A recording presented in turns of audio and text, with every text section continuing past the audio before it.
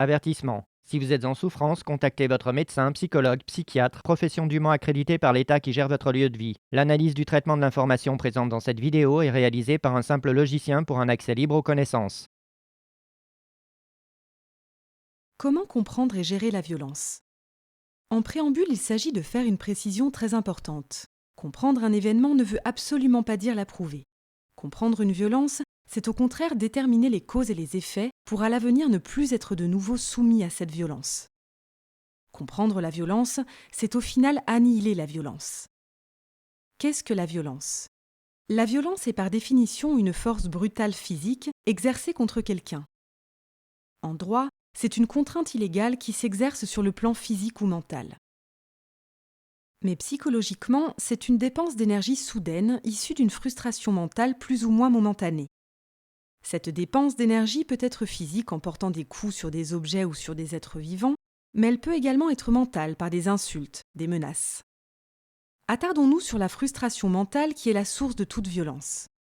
Comme expliqué dans la vidéo 1, notre cerveau est fait pour reconstituer à l'intérieur le monde extérieur.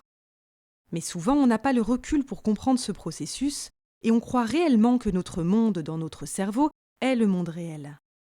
Parce que l'on confond vérité et réalité. Et lorsqu'une chose dans la réalité est en décalage avec ce que l'on s'est construit, il y a trouble, une impression de danger, de ne pas maîtriser la situation. Cette non-maîtrise qui nous paraît dangereuse pour notre survie peut s'exprimer avec des mots. Exemple, si on ne comprend pas les agissements d'une personne et que ces agissements nuisent à notre survie, on peut lui en parler pour tenter de réparer le problème, relativiser et recréer de l'harmonie, du respect mutuel. Mais parfois on ne trouve pas les mots ou on n'a pas l'éducation pour aborder la problématique en communiquant, ou encore, les mots que l'on emploie ne changent pas la situation. Résultat, la frustration monte à cause de ce décalage qui nous semble très menaçant. Et la solution la plus facile est d'utiliser la violence pour essayer de remettre les choses à leur place, pour essayer de remettre la réalité en conformité avec le monde que l'on s'est construit. Évidemment, cette solution est un leurre, car ce n'est pas en imposant de l'artificialité en déformant la réalité qu'on apporte de l'harmonie réelle. Exemple, si un parent met une claque à un enfant parce que cet enfant a cassé un objet, cette claque va indiquer à l'enfant que casser équivaut à une douleur physique, mais pas à comprendre pourquoi casser cet objet est un problème. Problème parce qu'on ne peut plus s'en servir. Problème parce qu'il représente des souvenirs et que casser des souvenirs, ça fait mal à la personne qui a besoin de ces souvenirs pour se sentir mieux. Problème parce que l'objet cassé coûte cher à remplacer. Qu'est-ce que la notion de coûter cher, etc. La claque donnée à l'enfant aura donc comme légitimité le fait qu'un enfant n'aime pas recevoir des claques. Mais dans la tête d'un enfant, la leçon, la valeur dominante sera la peur de recevoir de la douleur et non la compréhension fondamentale des problèmes engendrés par la destruction qu'il a commise de l'objet. La violence n'apportera pas de la responsabilisation. Du côté de la personne qui donne la claque, psychologiquement, il y aura équilibre, justice dans le fait de donner une douleur à l'autre parce que cet autre nous a donné de la douleur. On note alors que l'équivalence douleur reçue égale douleur émise fait partie de certains processus de violence. Mais comme la douleur, la menace n'est pas perçue de manière équivalente par chacun.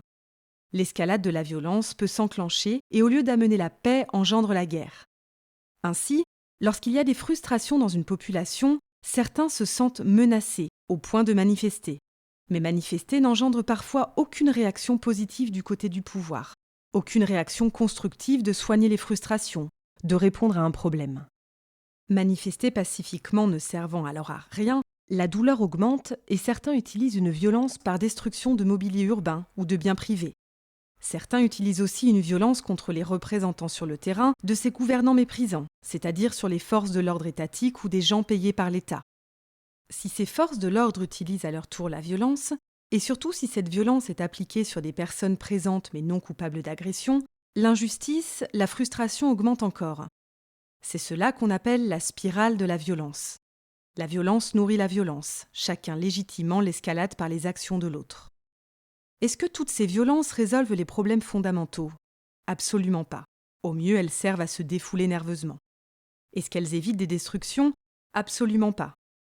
Est-ce qu'elles assurent mieux notre survie? Elles assurent la survie uniquement des personnes s'abritant derrière celles qui vont en première ligne pour se battre à leur place, Mais cette survie n'est pas non plus assurée ou garantie car la responsabilité finit par être établie. Un donneur d'ordre est responsable de la violence qu'il ordonne. Alors une fois qu'on a compris que la violence est le résultat d'une frustration mentale momentanée, d'une impuissance à trouver une solution autrement, que ce soit d'un individu ou d'un État, que faire? Pour ne plus être soumis à la violence quelle qu'elle soit, la première chose à faire est d'agir sur la culture de notre société. Depuis tout jeune, que ce soit dans les livres de la grande histoire appris à l'école face à des agresseurs extérieurs ou des agresseurs intérieurs, ou que ce soit avec les super-héros en slip rouge qui s'envolent dans les airs, nous apprenons que la violence est force de raison. Le héros est beau, il est intelligent, mais à la fin il gagne surtout parce qu'il utilise une violence plus forte.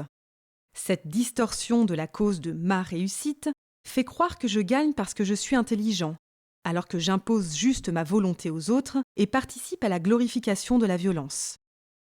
Et il ne faut pas confondre non plus force et imposer sa force. Une équipe ou un sportif qui est plus fort que l'autre, ce n'est pas par la violence qu'elle s'impose. De tout temps, la violence trouve sa cause dans une infériorité mentale momentanée. Une infériorité mentale momentanée n'a rien de glorieux. C'est cela qu'il faut enseigner.